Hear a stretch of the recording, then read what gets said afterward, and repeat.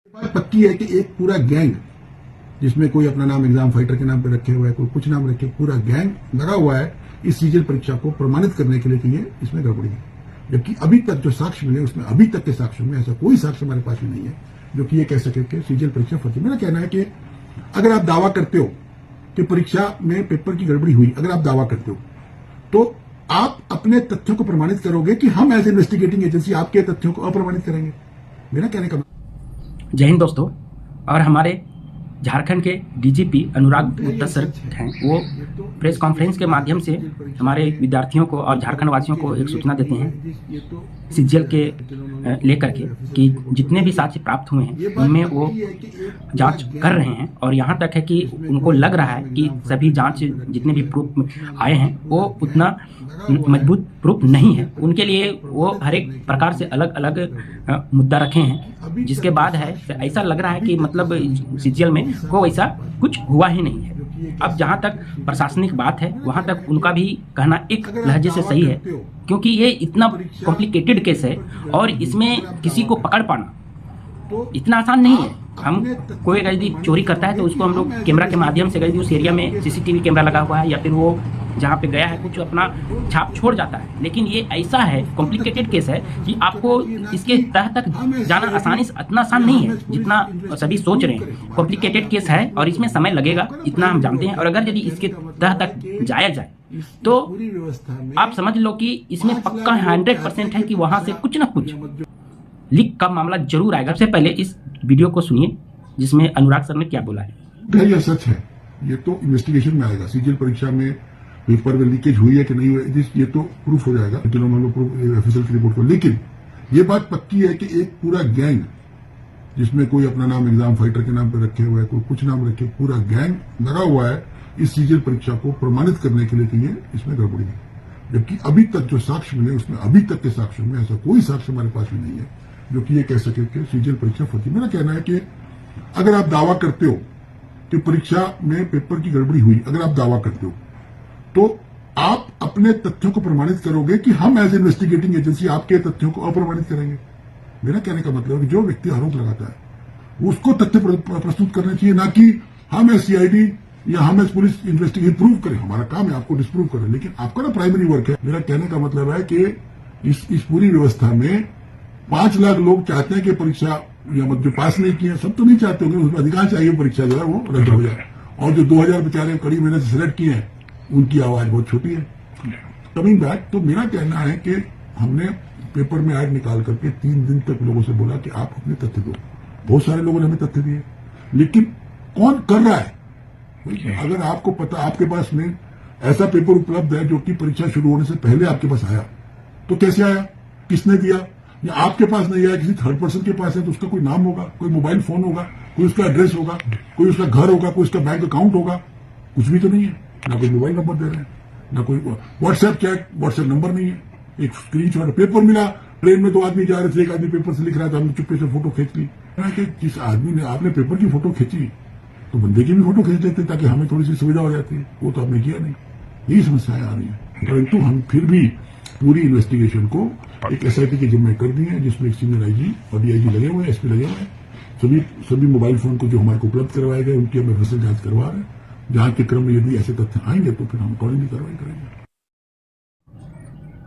अब इनके माध्यम से ये हमको लग रहा है कि जितने भी साक्ष्य इनके पास गया है, जो इन्होंने मीडिया के माध्यम से, प्रिंट मीडिया के माध्यम से और भी मीडिया के माध्यम से ये साक्ष्य को सभी झारखंड के जितने भी युवाओं हैं उनसे अपील किए थे कि आपके पास जितने भी साक्ष्य हैं या आपके पास कुछ वैसा है प्रूफ सीजीएल को लेकर के, तो आप इसमें भेज सकते हैं और हम लोग से संपर्क कर सकते हैं। आप लोग का जितने भी है पहचान को गोपनीय रखा जाएगा। तो इनके पास जितने भी प्रूफ गए हैं, इनके अनुसार जो इन्होंने बता रहे हैं वो उनमें कोई भी प्रूफ है कॉन्फिडेंस के आधार पर नहीं माना जा रहा है। इनका एक कहना है कि अगर यदि आपने कहीं से फ़ोटो भी लिया है तो उनको फ़ोटो कहाँ से आया है ये पता नहीं, जो पेपर से लिख रहे हैं वो लड़का का फ़ोटो चाहिए, या फिर जहाँ से हम लोग को व्हाट्सएप चैट का जो स्क्रीनशॉट आया है उसका नंबर नहीं है, वो कहाँ से आया है। ये सभी मुद्दे हैं जो सर के माध्यम से हम लोग को जानकारी मिला है। तो एज ए स्टूडेंट हम लोग इतना कह सकते हैं कि सर इसमें कॉम्प्लिकेटेड केस है, इसमें नो डाउट कि इतना आसानी से कोई भी गैंग को,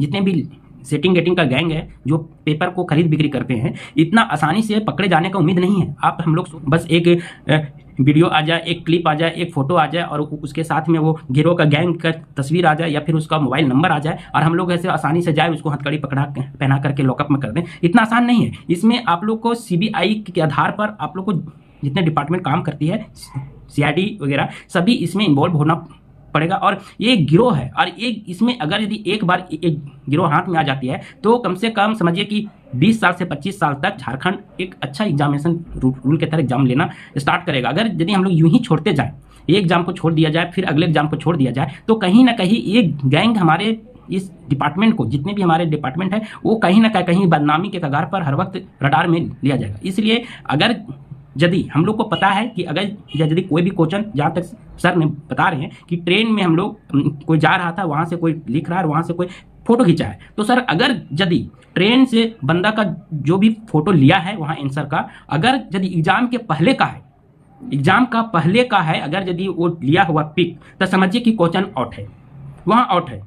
और अगर यदि वो रिटर्न के समय की बात है, एग्जाम होने के बाद की फोटो जो है, तो उसमें हम नहीं कर सकते हैं। लेकिन अगर यदि लीक मतलब लीक होता है, लीक का मतलब ये नहीं होता कि कौन लीक किया, उसको जब तक हम लोग पकड़ेंगे नहीं तब तक ये पेपर लीक का प्रमाण नहीं होता है। ऐसा नहीं है, हम लोग को ये देखना है कि एग्जाम का टाइमिंग जितने बजे से एग्जाम का टाइमिंग है, अगर यदि उससे या उस दरमियान 1 घंटा आधा घंटा के पहले तक पेपर अगर यदि बाहर निकल जाती है, तो समझ लीजिए कि ये कहीं ना कहीं बड़े लेवल पर लीक हुआ है। ऐसा नहीं कि एक जगह से कहीं कोई पिक लिया है तो वहीं, इसका मतलब ये, वो एक बार जो क्वेश्चन निकल गया है वो पूरा झारखंड फैल चुका है। झारखंड नहीं, यहाँ तक पेपर के माध्यम से हमने पढ़ा भी है कि आसनसोल और कहीं कहीं अदर स्टेट में इसको क्वेश्चन को पढ़ा गया है। तो ऐसा नहीं है कि ये क्वेश्चन सिर्फ एक बंदा फोटो उठाया और एक बंदा स्क्रीनशॉट लिया है तो वहीं तक सीमित रह गया। अगर यदि ये क्वेश्चन पेपर लीक है तो कहीं ना कहीं लीक है, तो ये पूरा डिपार्टमेंट का फेल्यूर है बिल्कुल। और यहाँ अगर यदि हम लोग सोचेंगे कि एक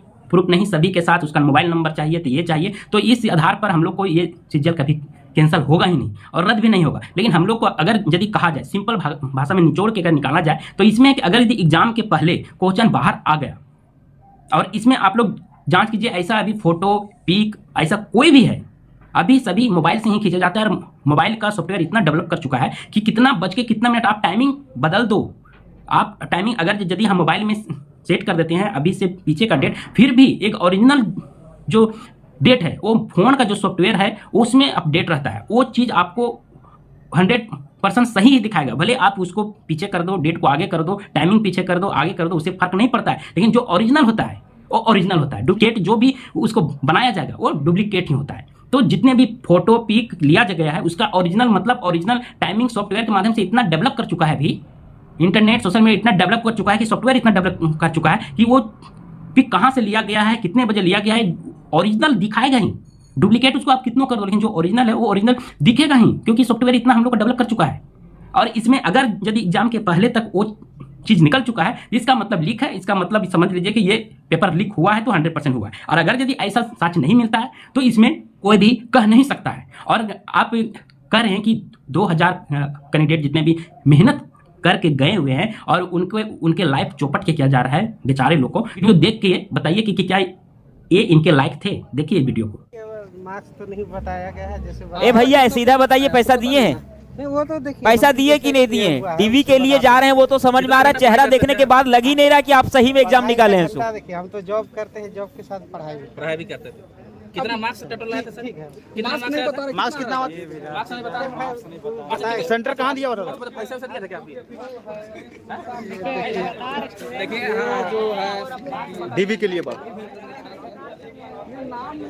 अब हमको ये बताइए कि इस वीडियो में ये बंदा को सभी न्यूज वाले पूछ रहे हैं। आप ये देखिए, ऐसा गोल मटोल करके ये बात करके निकल गया। कोई भी अगर यदि हम एग्जाम दिए रहेंगे तो मीडिया के सामने इतना है, डट के बात करेंगे। अब यदि मेहनत हमने सही किया है तो ये क्वेश्चन से हम पीछे नहीं हटेंगे, क्वेश्चन से भागते फिरेंगे नहीं। क्यों भागेंगे? कैसे करके ये इग्नोर करके निकल गए। मतलब ये हुआ कुल मिला के बचते फिर रहे हैं जितने भी। एक सिंपल वीडियो है, एक मैडम के और वो वायरल वीडियो हुआ था, बहुत सारे वीडियो हैं जिसमें ये साफ साफ नजर आ रहा है कि कहीं ना कहीं एक ग्रेजुएट लेवल का जॉब, सीजीएल लेवल का जॉब सचिवालय में जा करके वो बैठेंगे और इसके कामों को निष्पादन करेंगे। और ऐसे तरीके से ऐसे स्टूडेंट जाएंगे वो देखने से ही लगता है। जो पढ़ने वाले हैं और सचमुच जो एग्जाम हार्ड वर्किंग करके गए हैं वो देखने से उनके जज्बा से उनको लगता है। लेकिन जो ऐसे कहीं ना कहीं लोचा करके गए हैं वो भागते फिरेंगे, वो बचते निकलेंगे। तो यही है। और इसमें कुल मिलाकर ये है, हम लास्ट में यही कंक्लूड करते हैं कि अगर यदि टाइमिंग से पहले क्वेश्चन पेपर आउट हुआ है तो इसका मतलब क्वेश्चन पेपर आउट मतलब आउट होने का मतलब ये नहीं कि एग्जाम 1 बजे से तो 12:59 में फोटो खींचा गया तो वो उसी समय आउट हुआ 1 मिनट पहले, अभी नहीं हुआ। ये क्वेश्चन 1 दिन 2 दिन पहले ही निकल गया होगा, जहां से भी निकले। और 1-2 दिन निकलने का मतलब है कि जितने भी गिरोह हैं वो सभी के पास पहुंच गया है। पहुंचने के बाद वो अगला दिन एग्जाम लिखे हैं। अब अगला दिन ये हम नहीं करें कि फर्स्ट जो एग्जाम हुआ था उसमें सेटिंग हुआ, क्योंकि उसमें से मात्र 100 या 150 कैंडिडेट हैं और जो अगले दिन का है वहाँ बिल्कुल सभी स्टूडेंट उसी का है। तो ये संभव नहीं हो सकता है। इसलिए हाईकोर्ट ने इसको एक बार स्टे किया है रिजल्ट देने का, 2 बार रिजल्ट फाइनल देने का फिर से स्टे लगा दिया है। यानी कि कोई भी कोर्ट 1 बार स्टे लगाएगा, 2 बार स्टे नहीं लगाएगा, क्योंकि उनको भी कहीं ना कहीं लग रहा है कि इसमें धांधली बड़ी मात्रा पे हुई है। अब हम लोग को ये देखना है कि इसका जो अंतिम फैसला होता है वो क्या होता है। लेकिन जहाँ तक मुझे लग रहा है कि धांधली हुई है। यही था आज का, और इसमें आप लोगों को क्या लगता है सर का ये मैसेज से ज़रूर बताइए, अपना प्रतिक्रिया जरूर दीजिए। तब तक के लिए जय हिंद।